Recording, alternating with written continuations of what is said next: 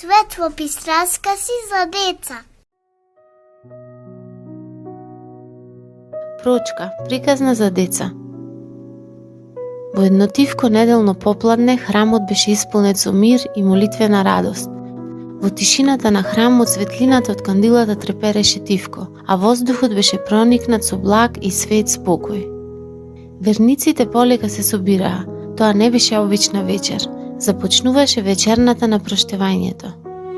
Зашто секоја година пред почетокот на Великиот пост, црквата тивко не повикува на љубов и прошка.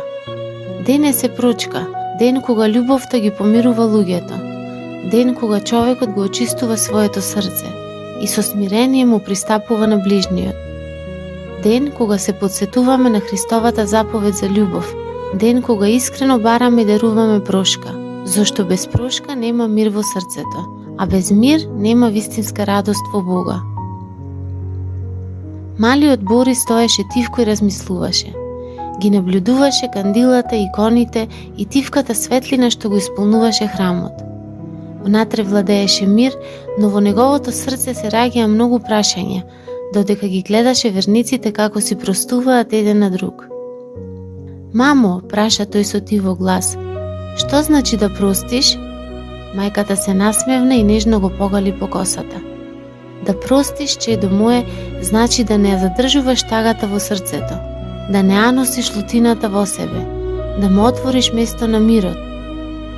Борис внимателно слушаше, а мајката продолжи тивко. Кога човек простува, срцето станува лесно, како прозорец низ кој влегува светлина. Тогаш во него се роди чувство што дотогаш не го познаваше. Тивко ја фати мајчината рака и со детска искреност прошепоти. Мамо, прости ми. Мајката го прегрна нежно. Прости ми и ти, мило мое. Во тој миг храмот не беше само место исполнето со народ. Храмот беше живо училиште на љубовта, место каде срцата учат да простуваат. Човекот не е повикан да простува само на овој свет ден, туку во секое време кога срцето ќе почувствува потреба од мир и радост. Зашто кога простуваме, мирот останува во нас, а во мирното срце тивко живее Божјата радост. Срцето што знае да простува е секогаш близо до Бога.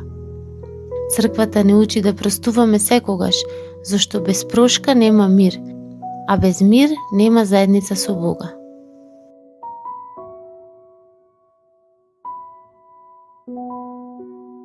Светлопис